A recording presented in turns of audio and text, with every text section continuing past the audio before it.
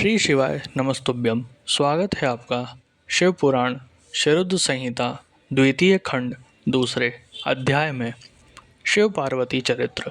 सूत जी बोले, हे ऋषियों, ब्रह्मा जी के ये वचन सुनकर नारद जी पुनः पूछने लगे, हे ब्रह्मा जी, मैं सती और शंकर जी के परम पवित्र व दिव्य चरित्र को पुनः सुनना चाहता हूँ कि सती की उत्पत्ति कैसे हुई और महादेव जी का मन विवाह करने के लिए कैसे तैयार हुआ।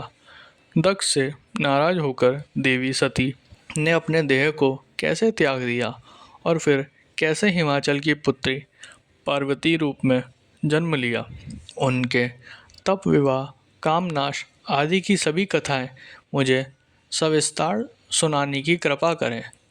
ब्रह्मा जी बोले, हे नारद, पहले भगवान शिव निर्गुण, निर्विकल्प, निर्विकारी और दिव्य थे, परंतु देवी उमा से विवाह करने के बाद वह सगुण और शक्तिमान हो गए।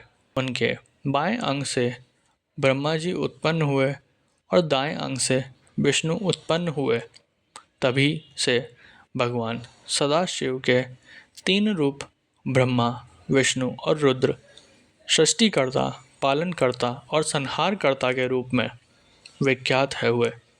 उनकी आराधना करते हुए मैं सुरासुर सहित मनुष्य आदि जीवों की रचना करने लगा। मैंने सभी जातियों का निर्माण किया। मैंने ही मरीच, अत्रि, पुलह, पुलस्त्य, अंगिरा, कृति, वशिष्ठ, नारद, दक्ष और भृगु की उत्पत्ति की और ये मेरे मानस पुत्र कहलाए। तत्पश्चात मेरे मन में माया का मोह उत्पन्न होने लगा। तब मेरे हृदय में अत्यंत मनोहारी और सुंदर रूप वाली नारी प्रकट हुई। उसका नाम संध्या था। वह दिन में क्षीण होती, परंतु रात में उसका रूप, सौंदर्य और निखर जाता था। वह साय संध्या ही थी। संध्या निरंतर मंत्र का जाप करती थी। उसके सौंदर्य से ऋषि मुनियों का मन भी भ्रमित हो जाता था। इसी प्रकार मेरे मन में एक मनोहर रूप वाला पुरुष भी प्रकट हुआ। वह अत्यंत सुंदर और अद्भुत रूप वाला था। उसके शरीर का मध्य भाग पतला था। वह काले बालों से युक्त था। उसके दांत सफ़ेद मोतियों से चमक रहे थे।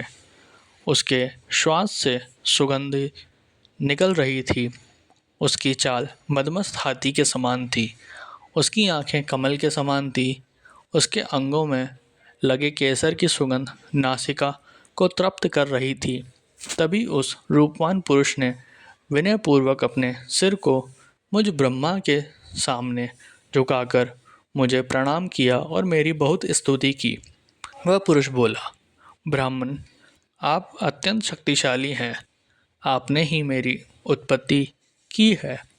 प्रभु, मुझ पर कृपा करें और मेरे योग्य कुछ काम बताइए ताकि मैं आपकी आज्ञा से उस कार्य को पूरा कर सकूं। ब्रह्मा जी ने कहा, हे भद्र पुरुष, तुम सनातनी सृष्टि उत्पन्न करो। तुम अपने इस स्वरूप में फूल के 5 बाणों से स्त्रियों और पुरुषों को मोहित करो। इस चराचर जगत में कोई भी जीव तुम्हारा तिरस्कार नहीं कर पाएगा। तुम छिपकर प्राणियों के हृदय में प्रवेश कर कर सुख का हेतु बनकर सृष्टि का सनातन कार्य आगे बढ़ाओगे। तुम्हारे पुष्पमय बाण समस्त प्राणियों को भेद कर उन्हें मदमस्त करेंगे। आज से तुम पुष्पबाण नाम से जान जाओगे। इस प्रकार तुम सृष्टि के प्रवर्तक के रूप में जाने जाओगे।